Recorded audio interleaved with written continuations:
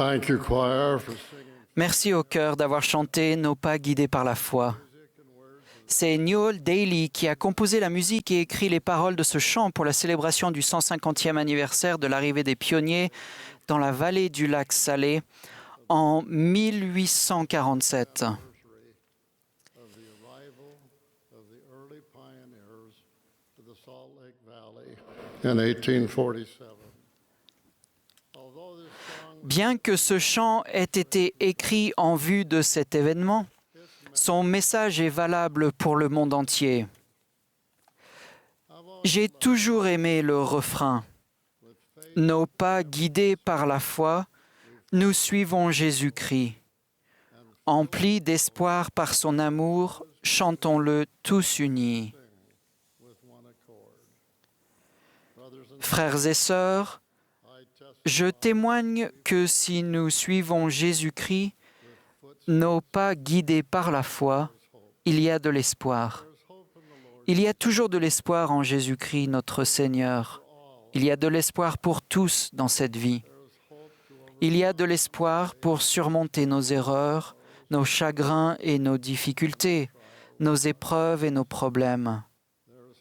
Il y a de l'espoir dans le repentir, dans le fait de recevoir le pardon et de pardonner. I testify Je témoigne qu'il y a de l'espoir et de la paix en Christ. He can carry us to Il nous soutient aujourd'hui à travers les moments difficiles. Il l'a fait pour les pionniers d'antan et il le fera pour chacun de nous aujourd'hui. this year marks the 107th Cette année marque le 175e anniversaire de l'arrivée des pionniers dans la vallée du lac Salé. of the Salt Lake Valley, which has Cela m'a conduit à penser à mes ancêtres. Certains d'entre eux ont fait le voyage à pied depuis Nauvoo jusqu'à la vallée du lac Salé. Certains de mes arrière-grands-parents ont traversé les plaines à pied dans leur jeunesse. Henri Ballard avait 20 ans, Margaret McNeil en avait 13, et Joseph F. Smith, qui devint plus tard le 6e président de l'Église, avait à peine 9 ans à leur arrivée dans la vallée du lac Salé. En chemin, ils ont connu des difficultés de tout genre, telles que les hivers rigoureux, la maladie et le manque de nourriture et de vêtements appropriés. Par exemple, lorsque Henri Ballard est entré dans la vallée du lac Salé, il s'est réjoui de voir la terre promise, mais il vivait dans la crainte que quelqu'un le voie, car les vêtements qu'il portait étaient si usés qu'il ne couvrait pas son corps. Il s'est caché derrière des buissons toute la journée jusqu'à la nuit tombée. Il s'est ensuite rendu dans une maison et a mendié des vêtements afin de pouvoir continuer son voyage et retrouver ses parents. Il était reconnaissant à Dieu d'être arrivé à sa future maison en sécurité. À travers chacune de leurs épreuves, mes arrière-grands-parents ont suivi Jésus-Christ avec des pas guidés par la foi. Je leur suis reconnaissant de ne jamais avoir abandonné. Leurs pas empreints de foi ont été une bénédiction pour moi et continueront de l'être pour les générations suivantes, tout comme vos pas seront une bénédiction pour votre postérité. En anglais, le mot pionnier désigne à la fois un nom et un verbe. En tant que nom, il qualifie une personne parmi les premières à explorer ou à coloniser un nouveau territoire. En tant que verbe, il signifie ouvrir ou préparer la voie à suivre pour d'autres. Quand je pense aux pionniers qui ont préparé le chemin pour d'autres personnes, c'est Joseph Smith qui me vient à l'esprit en premier. Joseph était un pionnier, car ses pas guidés par la foi l'ont mené à un bosquet où il s'est agenouillé en prière et a ouvert la voie pour que nous recevions la plénitude de l'évangile de Jésus-Christ. La foi qui a permis à Joseph de demander à Dieu ce matin du printemps de l'an 1820 a ouvert la voie au rétablissement de la plénitude de l'évangile de Jésus-Christ, ce qui signifiait que des prophètes et des apôtres seraient appelés à servir sur la terre de nouveau. Je sais que Joseph Smith est un prophète de Dieu.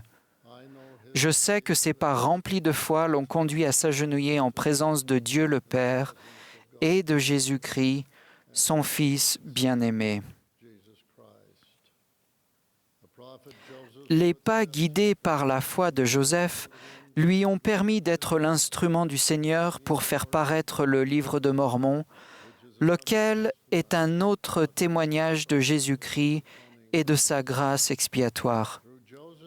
Par sa foi et sa persévérance, face à des difficultés et une opposition incroyable, Joseph Smith a été un instrument entre les mains du Seigneur pour édifier l'Église de Jésus-Christ une fois de plus sur la terre. Au cours de la dernière conférence générale, j'ai raconté comment le service missionnaire à plein temps avait été une bénédiction pour moi. J'ai été béni quand j'ai enseigné le plan de salut glorieux de notre Père céleste, la première vision de Joseph Smith et sa traduction du livre de Mormon. Ces enseignements et doctrines rétablies ont guidé mes pas empreints de foi, tandis que j'instruisais les personnes disposées à écouter le message du rétablissement de l'Évangile. Aujourd'hui, les missionnaires sont des pionniers des temps modernes, car ils transmettent ce glorieux message à travers le monde, ouvrant ainsi aux enfants de notre Père céleste le chemin pour les connaître, lui et Jésus-Christ, son Fils. Le fait d'accepter l'Évangile de Jésus-Christ ouvre aux personnes qui le reçoivent la voie pour se préparer à recevoir les ordonnances et les bénédictions de l'Église et du Temple. Lors de la dernière conférence générale, le président Nelson a réaffirmé que le Seigneur demandait à chaque jeune homme digne et apte de se préparer pour une mission et d'en faire une, et que pour les sœurs jeunes et capables, une mission était aussi une possibilité puissante mais facultative. Chers jeunes gens et jeunes filles, vos pas guidés par la foi vous permettront de suivre l'invitation du Seigneur à faire une mission, à être des pionniers des temps modernes, en ouvrant la voie aux enfants de Dieu vers le chemin des alliances qui conduit en sa présence glorieuse et en les invitant à rester sur ce chemin. Le président Nelson a été un pionnier dans l'Église. En tant qu'apôtre, il s'est rendu dans de nombreux pays afin de les consacrer pour la proclamation de l'Évangile. Peu après avoir été appelé prophète et président de l'Église, il nous a supplié d'accroître notre capacité spirituelle à recevoir la révélation. Il continue de nous enseigner comment fortifier notre témoignage. Au cours d'une réunion spirituelle mondiale pour les jeunes adultes, il a dit « Je vous supplie de prendre la responsabilité de votre témoignage.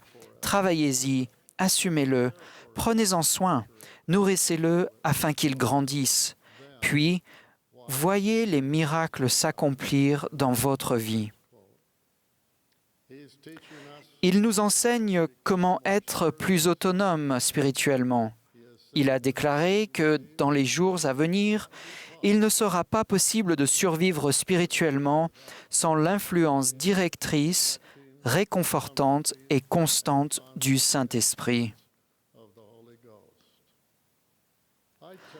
Je sais que Russell M. Nelson est le prophète de Dieu sur la terre aujourd'hui. Notre Sauveur Jésus-Christ est le pionnier suprême pour préparer la voie. En effet, il est le chemin par lequel le plan du salut s'accomplit afin que nous puissions nous repentir et, par la foi en lui, retourner auprès de notre Père céleste. Jésus a dit « Je suis le chemin, la vérité et la vie. Nul ne vient au Père que par moi. » Il nous a promis qu'il ne nous laisserait pas orphelins et qu'il viendrait à nous dans nos épreuves.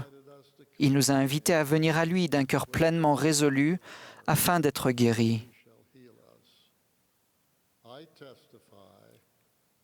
Je témoigne que Jésus-Christ est notre Sauveur et notre Rédempteur, notre avocat auprès du Père. Notre Père céleste nous a montré le chemin pour retourner à lui en suivant Jésus-Christ, son Fils bien-aimé, nos pas guidés par la foi.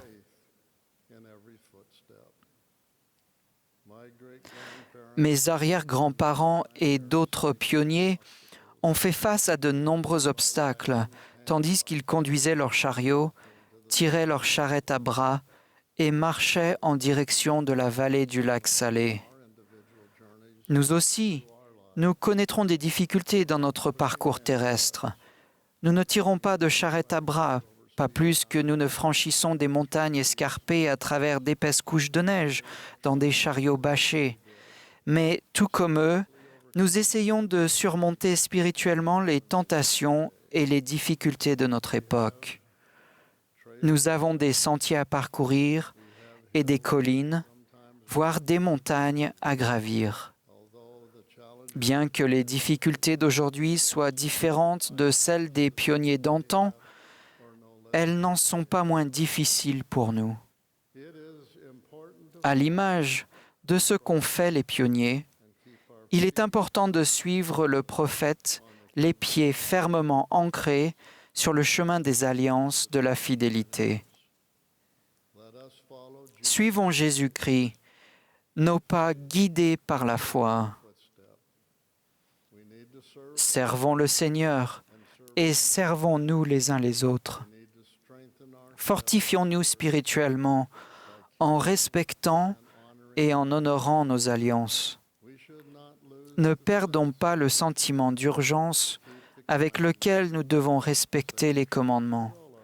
Satan essaie de diminuer notre engagement et notre amour pour Dieu et le Seigneur Jésus-Christ. Rappelons-nous que même si nous nous égarons, nous ne serons jamais perdus pour notre Seigneur.